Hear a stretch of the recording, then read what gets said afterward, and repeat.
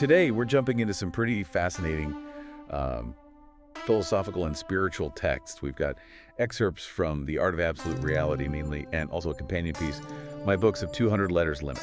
Interesting titles. They are.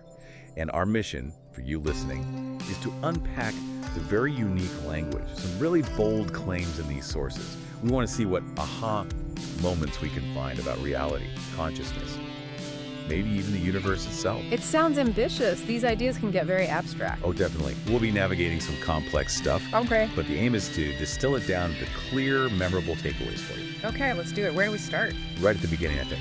We have to tackle what's probably the most intriguing claim. Maybe surprising is the word. Oh. Which one is that?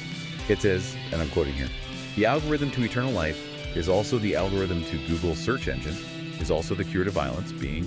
Eternal life, a search engine, ending violence with one single principle.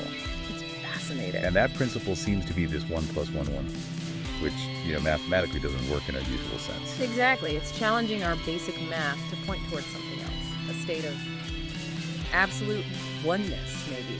Especially tied to that phrase. What was it? Energetically linked eternal moment of now. Right, that specific moment. So the big question this raises is, what does 1 + 1 = 1 actually mean in this context? How does that mathematical paradox become the key? Okay, let's try and unpack that. If we take it less literally, maybe it suggests a kind of fundamental unity, non-duality. That seems like it. Like if you truly grasp that everything is interconnected, one single thing. Then maybe the logic of a search engine, finding connections in data, mirrors how eternal life or consciousness works. All part of one network. Possibly. And the link to violence. Well, if you truly see everything as one, where does conflict come from? It relies on separation, on unease, and them. Which dissolves if 1 + 1 just equals 1. You and I are just one. That appears to be the implication. A pretty radical shift in understanding if you accept the premise. Okay, so that's the core algorithm. Yeah. As we go deeper, you notice this very specific language, right? A unique vocabulary. Definitely. Terms like plode and implosion jump out. Yet the sources explicitly say Tao and Tao are synonymous with plode and implosion, and they define it as path and way. And they tell us to just think, not explode, not implode, but plode. So what is plode? Well, it seems crucial. It's like a specific kind of movement, or maybe a state of being.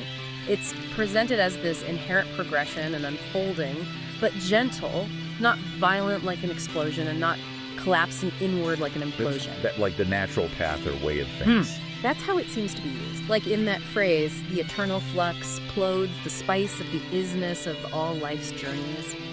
It suggests reality isn't chaotic or forced, but has this intrinsic sort of harmonious flow. Like it's always gently, perfectly unfolding. Exactly. That seems to be the feeling it's trying to convey, an effortless, inherent movement. And alongside plode, they use other descriptive words in specific ways. Fortuitous, gratuitous, grandeur.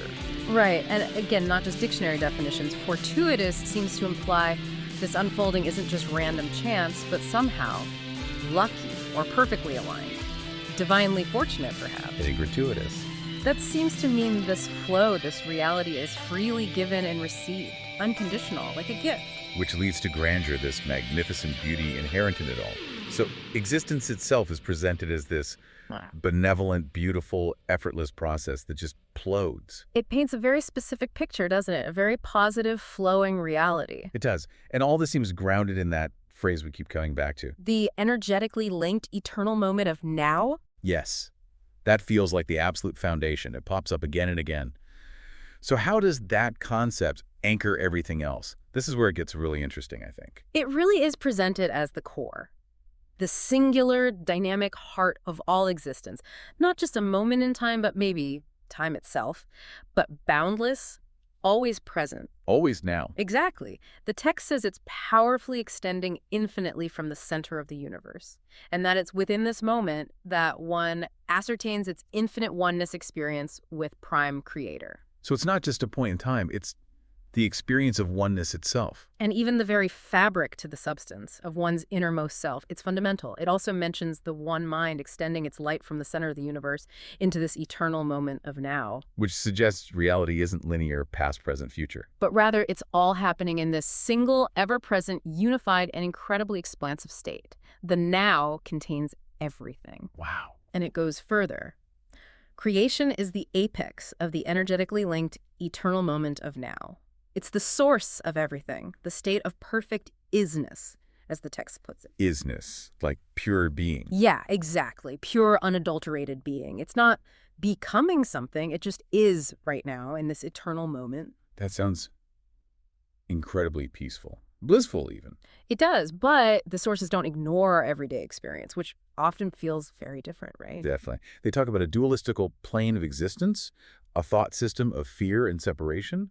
So if we come from that perfect oneness, that eternal now, how did we end up here Yeah. in this feeling of separation? That's a crucial question they address. The text offers this. Well, it's almost like a parable. It mentions a priest movie the author saw. Okay. And it suggests that the fearfulness of the ego, our sense of individual self, led to this belief that in asserting our individuality, we must have took it from God. Like stealing our identity from the source. Yeah, kind of. And that act, that thought, is what's supposedly destroying heaven and perfect oneness. It calls it a tiny, mad idea of separation. A tiny mad idea Yeah. that caused all this. According to this text, yes, that idea caused us to miscreate, as it puts it, a world of separation and scarcity.